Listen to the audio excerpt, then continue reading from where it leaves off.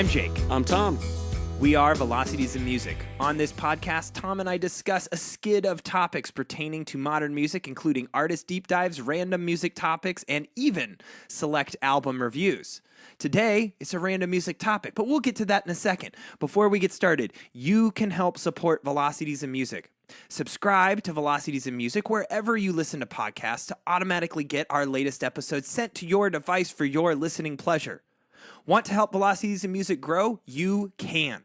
Velocities in Music was founded on the idea of creating an enriching discussion about modern music. Please share Velocities in Music with the music enthusiasts in your life. Together, we can move music discussion forward. Tom Hummer. Yes. It is great to see you today. It is great to talk with you. Mm-hmm. I'm excited about our topic today for the day. It's been about 2 months since we've recorded, a month and a half since we've recorded a podcast. We've both been very busy with work, with side projects. One of your side projects, the Han Solo project, a Star Wars parody band, just released. It's your fourth album. That's right. So I'm gonna plug that because I think it's amazing, and I think more people need to listen to your music. The Han Solo project. What's the album's title? Admiral Akbar's Lonely Limbs Club Band. Admiral Akbar's Lonely Limbs Club Band. And if from that title, those of you listening to this, if you're not intrigued, then you probably don't have a soul. So go out, check out Tom's music. Tom is an amazing musician and artist. Well, thanks, and he man. definitely needs the support and would appreciate that support. And I'm not going to lie to you, like all of Tom's music, whether it's with his band, which he plays with his brothers and friends, or any of his bands, but or his solo stuff, which is some of my favorite music I've ever heard, or his fun projects like the Han Solo project. It's all of extremely high quality, and it's just unknown, so it's worth you seeking it out. Tom does a great job of producing it all and putting it out on Spotify. So shameless plug for Tom Hummer's music. He did not ask me to do this. This is a surprise. So today on Velocities in Music is a topic that I am very excited about. This podcast is titled The Lost Art of the Mixtape. And the reason why Tom and I wanted to talk about this is we are millennials, and we grew up in the age, like we grew up after the idea of the mixtape and the iconic mixtape description and instruction video that came out of the movie Say Anything with John Cusack. High Fidelity. Oh, yeah. Sorry. Mix up. Sorry. Yep. John Cusack movies are my favorite. High Fidelity, which is really iconic and great and really shapes a lot of our expectations around what a mixtape is. But, but we grew up in this age where it was very common to assemble a playlist and burn it onto a CD and share it with friends and romantic interests. And I think that as music transitioned to digital format, the art of the mixtape is really going away because it's not associated with a physical object like a cassette or a CD. And Tom and I, being vinyl enthusiasts, that tactile nature of a crafted and designed mixtape burned to a CD was really special, something that we used to put a lot of time and effort into. And I have had some life experiences recently that have caused me to try to create mixtapes again, and I'd like to share some of those experiences with you today. Before I talk more, I want to turn it over to Tom, and Tom, why don't you give us a little bit of history around, what you know about mixtapes, how they've been used in the past, how people used to make them back in the day. Just give me some of your flavor and perspective on it. Sure, man. You really love putting me on the spot, don't you? I sure do. I sure do. We don't prep for topic podcasts usually, like maybe just a skeleton, so Tom doesn't know what I'm going to say before I ask him these questions. Okay. So mixtapes, I mean, obviously in the name of it is the word tape. It's a tape with a mix of songs on it, and really, where it originates from, at least in my mind, with that particular format, with the cassette tape format, is the ability to rip songs from one cassette tape to another cassette tape, and create these mixes. The beauty of that, and we're going to get into more detail about this in a bit, I'm sure, how it differs from the digital format. But in particular, when you're putting together these mixtapes, it means you actually have to listen through all the song, and you have maybe like 2 cassette decks that are connected, right? I had one of these when I was a kid, and actually, Jake, you mentioned that we are millennials. We grew up in an age where we could just burn stuff to CDs, but I still remember when I was even younger than that, when I was like 8 to 10 years old, creating kind of my own mixtapes like from the radio. You have a cassette deck set up, and I'm listening to the radio, and if a song comes on that I really like, I'd hit record. Which actually, funny tidbit, there was a lot of like, similar to what people thought about burning CDs, there was a lot of old like home recording is killing the music industry stuff. Oh, funny. Like people thought the music industry was going to tank because 8-year-olds like me were hitting record on a tape deck when a song came on the radio that they liked. Or, I guess in fairness, you could essentially do the same thing that you did with burning CDs with cassette tapes, because if you had the 2 cassette tape deck system, you could put a blank one on one side, put an actual tape that you bought from a popular artist on the other side, and just dub it over. But that was my experience with it. And the cool thing is, mixtapes can be made for a number of reasons. You can make them for yourself. You can make them as a gift to others. To express a certain feeling. There's in High Fidelity, the example you gave, Jake. John Cusack's character talks about like making a mixtape for his girlfriend who, they go through a rough patch, but at the very end of the movie kind of reconnect. And he's like, I'm going to make her a mixtape of something that I think she would like. And it kind of shows that growth. And it's not just about him, it's about her and him trying to anticipate what her, enjoyment would be for certain songs. So it's cool how there can be so many contexts. And like I said, like my experience with that is I recorded a lot of songs from the radio when I was a kid, and I would label them as Tom Radio. Like it felt like my own little radio station. So it was a very personal thing to me. But you could also use it as a way to interact with others. Once we got to the CD burning days, I would burn CDs for my girlfriend, now wife, Kelsey. And I still go back and do that sometimes, but it's a little harder to, because that's just not where the technology is at. And you've already done it, right? Right. So like the romantic appeal is lost its luster, right? It's not like you're gonna burn her a CD and then all of a sudden like your chances of scoring are gonna go up, right? Like you've been married for 8 years. It doesn't feel like a grand gesture as much. Yeah, right. Is the thing. But the thing too is like I remember. So when this was probably in 1999 or 2000. My oldest brother Dan. Who he's a big music fan, but I've got 3 older brothers. Me and John and Pat have made music together for a long time. Dan has been a part of that as well. Dan's my oldest brother, and I want to tell this little quick personal story just because it's kind of a good memory that just popped into my head. I hadn't really thought of in a long time, but me and my brothers that are closest to me in age, us 3 youngest, have always liked more heavier music than our oldest brother does. But I remember back in like 99, my oldest brother Dan went through our entire CD collection and tape collection. And we had this CD, one of those, like back in those crossover periods of formats where you could get like a home stereo that had like CDs and tape decks and sometimes even like a record player built into the top of it, like these all-in-one systems. And what Dan did is he spent months doing this, going through every single CD that we owned and tracking which songs he liked and making his own personal mixtapes of like his favorite songs from the bands that we liked that he would rotate in and out of his car. So like Soundgarden, Weezer, the Beatles, Led Zeppelin, like he listened through all of that. And I remember like every weekend he would just spend hours listening to stuff and documenting. And then, when you're dubbing it to that tape, you got to hit play and you got to listen through the whole song and stop it at the right time and get that transition right, and when we're talking about the lost art of the mixtape, Jake, I think that's part of it that's been kind of lost because you drag files into a playlist, whether it's Spotify, whether you're using iTunes and still burning CDs or something. It's a little less personal, and you don't actually have to experience the mixtape as you make it. I would hope that when people are throwing songs together, they do. just to kind of have that empathy with whoever they're giving that to, or if they're making it for themselves, who cares? They're going to listen to it later on anyway. But that's just kind of my feeling on it. It's still kind of neat back in the day when you had to kind of like mix it live and get the timing right. It almost like, honestly, it kind of harkens back to like what live DJ sets were, right? Mm-hmm. Where you had a guy with 2 turntables and a record spinning and he tried to get those transitions right.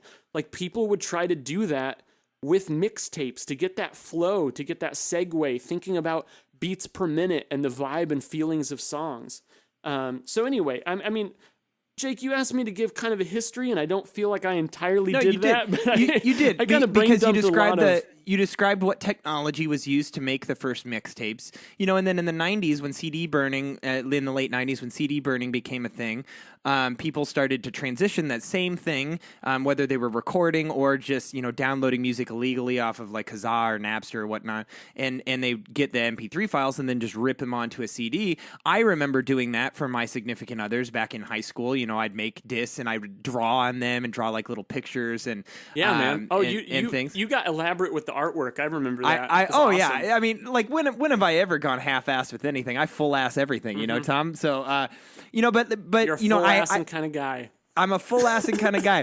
And I made CDs or mixtapes for myself throughout the 2000s, and somewhere around like 2009 is when I stopped. Actually, that's not true. The last mixtape I made was in 2013, and that was actually the first one that I ever made on Spotify. Spotify really came about in like 2012 is really when it hit critical mass. That's when myself and I think most of the people that I was interacting with in Iowa when I lived there, first started adopting Spotify. I realized it was bigger than that before then. But, you had the ability to create playlists. So whereas when you're making a CD, in the slow transition to using software to build playlists is something that I find horribly interesting as a person who builds software for a living. Mm-hmm. But what I think is really cool about it is it's actually never been easier to create a really well done mixtape. And it's not really a mixtape anymore. It's more of like a playlist. But what separates just your average playlist that you just put on and hit shuffle on is what separates that from a mixtape to me is the intention that goes into the selection of the tracks from both the sound, the beats per minute, and the genre and the lyrics. Mm-hmm. And tying together between a particular theme or person. So it's all about the intentionality that goes into the creation of that playlist. And, when I make a playlist, it is very highly designed. But before I get into how you build a great mixtape or playlist and different methods that you can use in order to make a really great playlist or what makes a really great playlist, let's first take a step back, Tom, and I want to tell a little bit of a personal story. And I admit, please do. I admit, like this is going to be personal, so everyone strap in here. I'm going to share a little bit about some changes in my life that have caused me to really embrace making these things again, because music is my probably like my greatest hobby. I would say I love music. I always have, and it's very important to me. It's as a form of self-expression. So, throughout my life, I'm about to turn 32 years old. I live in the Phoenix metro area in Arizona with my wife and my 2 kids. I have a career that I'm very proud of and enjoy, but my life is full and very stressful. And over the years, and throughout, growing up and getting my career going and getting married and having kids, life got hard. And to be honest with you, I have been suffering from depression for a long time, and I've been having lots of problems with anxiety and depression. I'm still in general, I live a very good life, but that doesn't mean I'm always happy about it. And people who see me as this very happy, jovial person with a great life, and it seemed like I have a lot of things going for me, but deep down, I was in a lot of pain. So I've been receiving treatment for that pain over the past year, and there's probably been times even on this podcast for those of you dedicated listeners who listen to all of our episodes where you you can tell, like, I'm just not myself sometimes. And I'm happy to report that I've had some pretty major breakthroughs in the past few weeks. I've been going to see a therapist for the first time in my life for the past couple months, and I recently had a pretty major breakthrough where now I feel like I'm really much more capable of expressing my feelings and my thoughts and my appreciation for other people. And this really came to light within the last few weeks. And what I've learned about myself is I really enjoy opening up to people and sharing my experiences with them, showing my appreciation for other people, like my great friend Tom, who does this podcast with me, who's like a brother to me and my best friend. Like, I freaking love you, Tom. Like, being able to say that on a podcast is very meaningful to me, and it brings me happiness. I love you too, Jake. Oh, it's so sweet. I can't it's just so let cute. you say that and not say it back. Thanks, know? buddy. All right, this is the most adorable episode we've ever recorded. All right, but you know, just to dive into that a bit, you know, I really do believe that sharing yourself and sharing experiences and appreciation with others is vital to the human story, is vital to our essence as individuals. It's vital to our own happiness. And what better way to do that as a music enthusiast than to craft and design a playlist? And I want to use a particular example. The best man at my wedding was a guy named Quinn. Quinn actually participated on one of our video podcasts many years ago. Tom, I don't know if you remember that, but I do. Quinn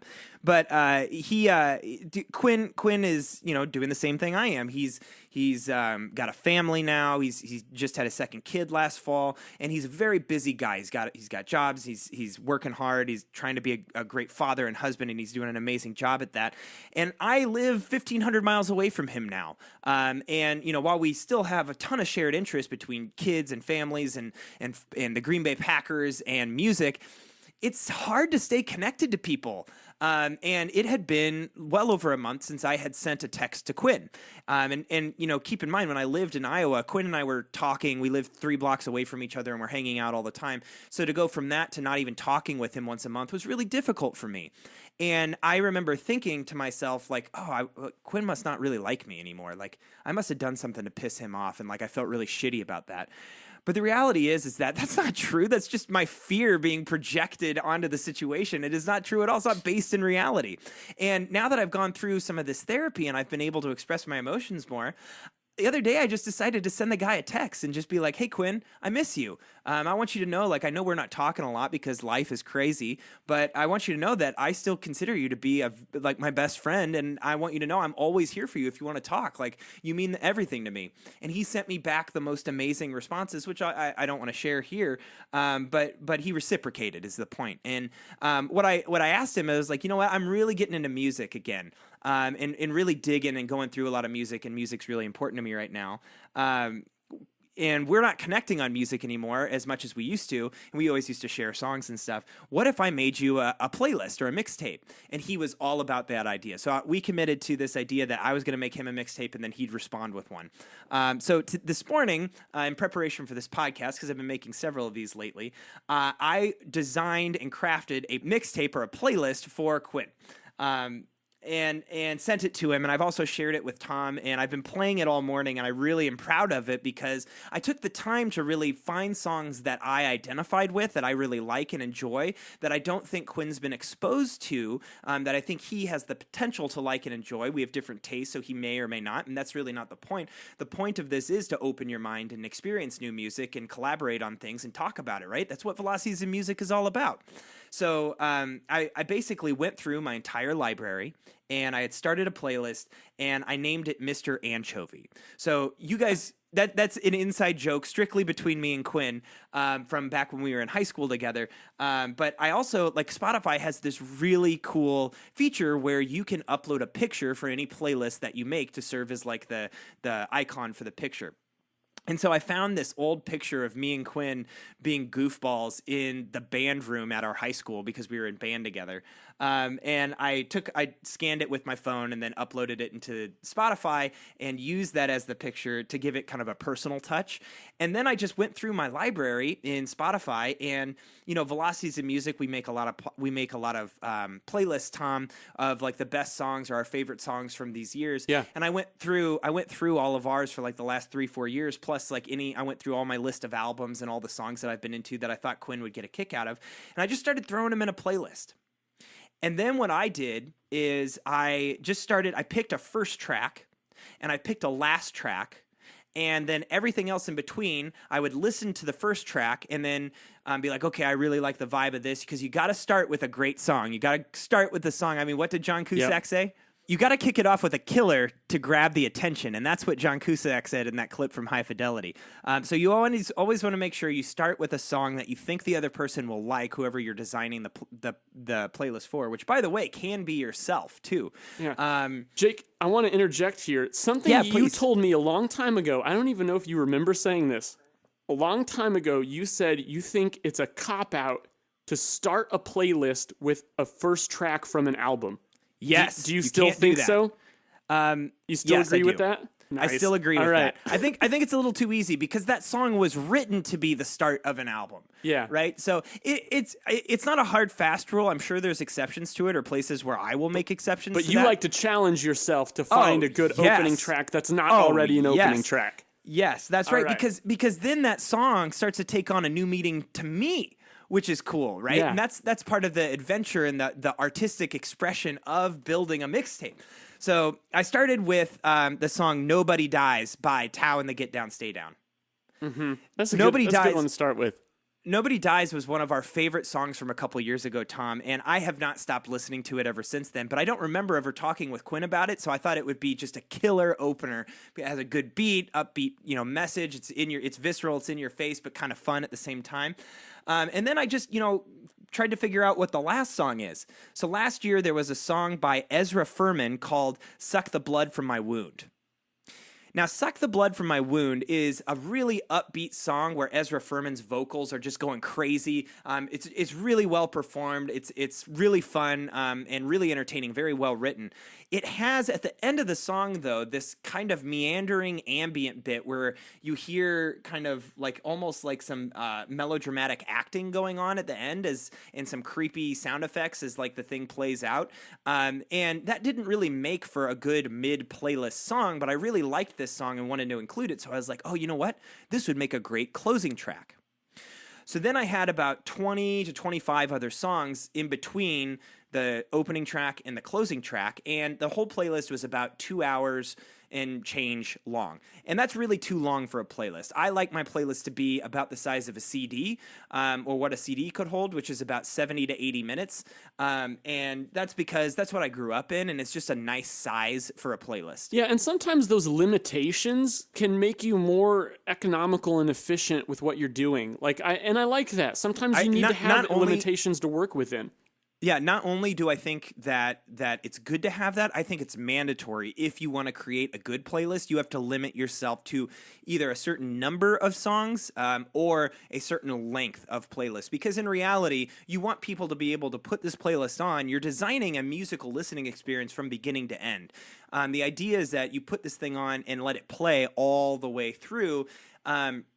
You really want that to be a consumable amount, more so than like your typical album, but smaller than like a 3 hour. You don't want it to be as long as the movie Titanic, right? So anyways, I had about 20, 25 songs coming in at about 2 hours and change. And so I knew I was going to have to cut some songs off. So what I did is I basically I knew my first song, I knew my last song, so I just listened to like the last 30 seconds of "Nobody Dies," the first song on the playlist, just to see how it felt, what the tone was, and how it was ringing out and finishing the track.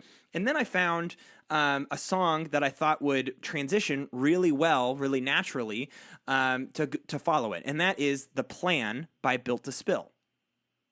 "The Plan" is Built to Spill's first song on their album, Keep It Like a Secret. It's a song, Keep It Like a Secret is an album that we haven't really talked about much on this podcast, Tom, but it's an album that I've really loved for a few years now and been really into, but haven't really shared with many other people. But I thought it would be a really good one, and it's an opening track as track 2, so it paints it in a new perspective. I like to do a mixture. Basically, I follow that same process for every song after that, where I'm listening to the last 30 seconds and then thinking, okay, how does this mood fit? And can I marry it up with a subsequent track that transitions nicely? And I also am considering things like lyrics, general tone, instruments. Like if a song ends in piano, I like to start the next song with piano. And I'm really thinking about those lyrical themes too, and moods as the playlist flows through it. So like in this playlist I made for Quinn, it starts off much more upbeat and rocking and goes to more introspective and singer-songwriter based towards the end of it. And I just thought it really flowed nicely. Other highlights from this that I want to shout out in this particular playlist, which by the way is going to be made public. You can go to Spotify, search for Mr. Anchovy. You'll see my name on it. And I doubt that there's many other playlists out there that are called Mr. Anchovy. So you can go out there and follow this one if you want. A couple other highlights that are songs that we've talked about over the years on this podcast is I want to call out the track Brother by Dee Dee Dumbo off the, I think it was 2015 album, Utopia Defeated. Became one of my favorite songs of that year. I've come back to it a lot. Feet Don't Fail Me by Queens of the Stone Age off of their 2017 album Villains. I've been listening to that like crazy. One of our favorite songs of the year last year, Tom, was Prior Things by Hop Along. Yeah. I still love that song. I can't stop listening to it. It's so good. And I haven't had a conversation with Quinn about this song, so I thought it would be really good to include that. There's a few others on here. I don't want to belabor the point, but I really wanted to just hit kind of what I was going for, and how I designed this playlist so that it would flow. It ended up being, I did have to cut a number of tracks. It ended up being about an hour and 22 minutes long, so 82 minutes long, and it was 20 songs. So that's about the size that I'm shooting for. But, it has a title that means something to the person that I'm building it for. It has a picture that means something to the person that makes it personal to the person that I make it for and myself. And then all the songs are chosen with a specific intent in mind that I'm trying to convey, whether an emotion or something else to that person. And that's really, to me, the main elements of a great playlist or mixtape. I'm with you, man. I love going through that process, and what I really relate to that you mentioned is like listening to the end of a song and just thinking like, where do I see this going next? Right. Like what's the logical next step? Because it's amazing how well you can go from a place of like a high energy, optimistic sounding playlist, and then let it kind of dip down into something more melancholy and then build it back up so that there's almost this narrative arc when you're listening to it. And it's amazing how you can do that through music and still have each song make sense with the songs directly before and after it. Yes. What I love when I'm making a playlist is those songs that like start completely different from where they end. Yep. Because those are like your cornerstones, right? Like those are like your transition pieces. Yep. It's like, yes, I love this track. It's got to be in here. It's taken me from one place to the next. Like those are key. Yep, I totally agree. And if you really want to get crazy, like if your playlist is more meaningful, then and the lyrics matter more. One of the tactics that I would advocate for if you're a super nerd like me is I actually built a playlist recently where the lyrics mattered a lot to me. So what I did is I built a Google Doc where I would just have like a heading and stylize the heading, the track name, and the artist as the heading so that it would show up in the document outline. And then I would Google the lyrics and then just copy and paste them into the doc. So I could just literally just open up this Google Doc and scroll through it and in track order of the playlist, see the lyrics. And it just helped me really understand and get closer with the music.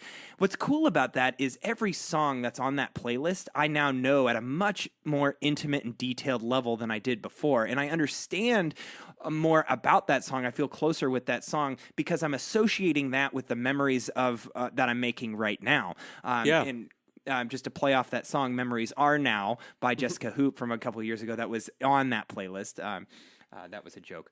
Anyways, but that is something that you can do. And also there's other apps out there that you can use to make playlists. Like you can use just Spotify or any other music service that you're doing and make a playlist with. But one, I did some research, and one of the sites that I found that I'm going to check out is called Stayed Up All Night, or SUAN.FM. And it's basically like a couple of guys who had a similar idea, and they just built a piece of software that allows you to build a playlist using YouTube videos. I like that approach, and I think that that's a really cool idea, and it shows that we're not the only people out there that are thinking of this. One final thought from me, Tom, on why you should build playlists, even if they're just for yourself, is we're all going through this journey called life at our own speed and experiencing it for ourselves. And, we take a lot of pictures so we can remember things, but pictures aren't the only thing that spark memories. Oftentimes, for many music enthusiasts like us, Tom, music sparks memories too. And I associate some of my most favorite albums with certain time periods of my life. Arcade Fire's Funeral was early college for me, right? And it's always going to be one of my favorite albums because of all the memories I have associated with it. Playlists do that too. So a lot of times I'll make myself playlists that capture a moment in time, usually like a season. Like I have a playlist called I forget what it's called, but it's Fall 2013, and it's all the music that I was into in the fall of 2013, and it's kind of dark and brooding and moody, but kind of optimistic. And I now associate all the songs on that playlist with fall of 2013, which I think is just so cool. So even playlists that I'm making for other people, I listen to them and will remember them for this time in my life. So it's almost like I'm creating a musical time capsule that gives me something to talk about music for in the future. Yeah. Tom, do you have any playlists that you've made that you're particularly proud of or want to talk about? I do have some. So I mentioned the ones that I made for my now wife back in the day, which it's kind of fun to go back and listen to those because they're kind of time capsules, Yep. And I can remember putting those together. More recently, playlists that I've made, so one that sticks out in my mind, or a few, I like to make them for road trips. Road trip playlists are great. And because they can kind of create, you can kind of design them to be the story of your trip.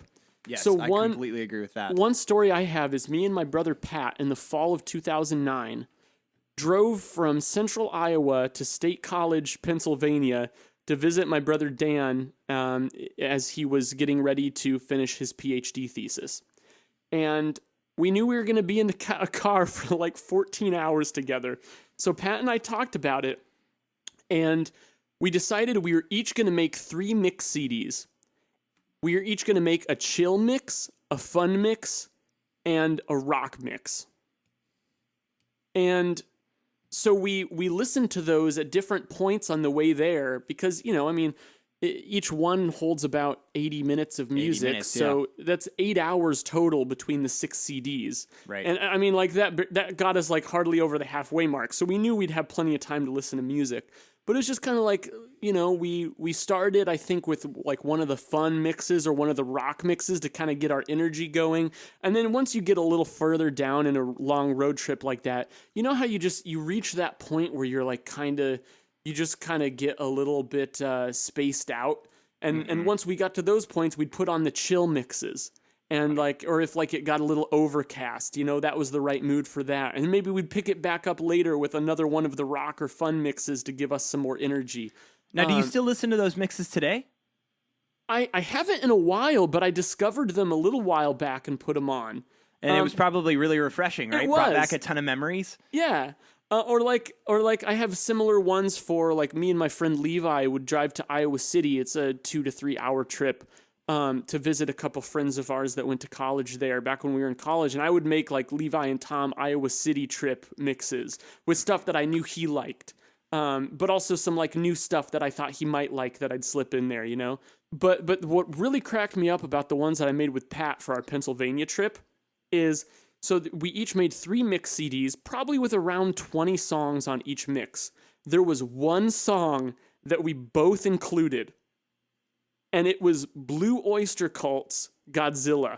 I have no idea why. It's the most random thing. Random. because that's not a band that me and Pat really talk about. It's not one that we listen to a lot. But what's really funny is I'm pretty sure, I don't remember who put it on which one, but one of us put it on the rock mix and one of us put it on the fun mix. Funny. So we didn't even like that interpret makes it the sense to same me. way. Yeah, it fits both of them. But that was hilarious. I don't remember which one we got to first. I think it might have been his.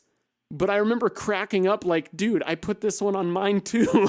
That's so funny. What are the chances of that? That's really cool. And I really like how collaborative that was, since you were like trading playlists. Right, yeah. And listening to them together. That's It was fun. We both put some stuff on there that like the other person hadn't heard, so it was kind of this shared experience, which that's what it's about to me, is that shared experience. That's what music is all about. That's what exactly this podcast is all about. That's right. And one of the cool things about doing playlists on like an app like Spotify now, as compared to like back in the day when we used to have to do these on CDs or tapes, is that when you're burning or creating the physical mixtape. The physical mixtape has a natural life expectancy to it, because CDs get scratched. Tapes. I don't know. Do tapes melt? I don't know. Cassette tapes were a little bit. They can get before like me. warped and get damaged for sure.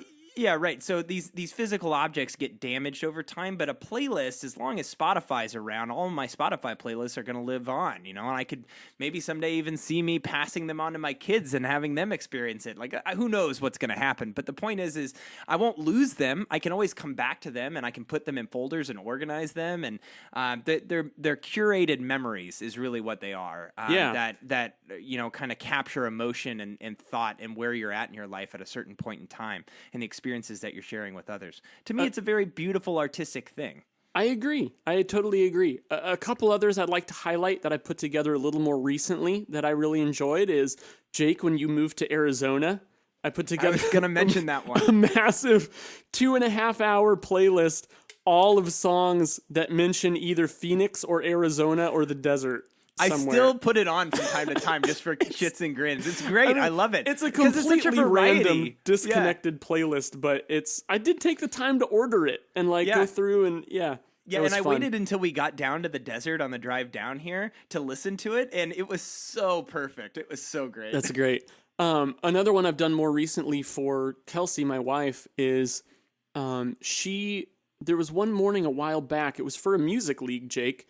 It was for the electronica round, and I actually feel like I might have told this story on here before, but I was listening to the song Please by Blank Mass, which I believe you actually included in your playlist for Quinn, right? I did. It's on the Mr. Anchovy playlist. Yeah, and I listened to that song, and I was listening to it here. I work from home, so I was listening to it while I was working, trying to figure out what song to submit, and Kelsey was getting ready for work, and she came into my office, and she's like, "What's this song?" And I was like, "Oh, it's Please by Blank Mass." She's like, "I really love it. Like, I'm just hearing it through the wall, but I really love it." And that got excited to me. It got me excited because Kelsey, she really likes what she likes, but she's obviously like not as enthusiastic about music as I am. So when she really latches on to something, I see that as an opportunity. Like, man, maybe I could find some other stuff that she would like. So I put together a big electronica playlist of songs that I just felt carried similar sonic elements or moods as that one, and shared it with her to listen to while she was at work, to see if like maybe I could find some other artists or similar songs that could maybe open up her world to a new genre or set of music. So yeah. That's really more recently, cool. That's been my experience, but it's been a while since I've created like a true mix CD. I really hope that more people start to do this, because it used to be very common. I don't feel like, maybe it's just like my age and the demographic of people that I hang out with. I just don't hear about it as much. Maybe like, in college age kids are doing this a lot. And if they are, and I'm an old fogey, I get that. Like I have gray in my beard now. It's a thing that I've accepted. But I really hope more people embrace, the creation of like a mixtape or the modern day equivalent in the Spotify playlist, because to me, it is all about sharing appreciation, sharing perspective, sharing life and things that are meaningful to you with other people. And I think that there's something about the human condition that just needs that. And I know that I do. And one of the things I've learned about myself is just how much I get back when I give to other people, and expressing myself through music is a great way for me to do that. So I've really enjoyed this process and wanted to share it with every one of our followers here.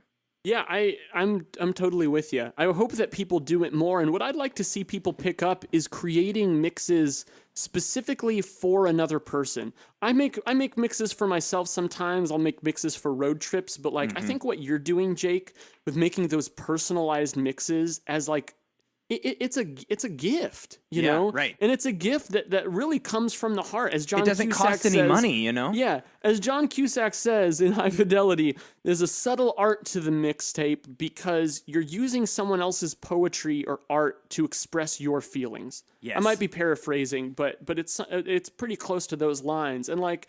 So like that's a meaningful thing to give someone. It's That's that right. kind of like make a gift, don't buy it, you know? Yes. And there's a personal aspect there. I actually quick story. So I was talking with a coworker of mine named Bethany, who her favorite band is the Mountain Goats.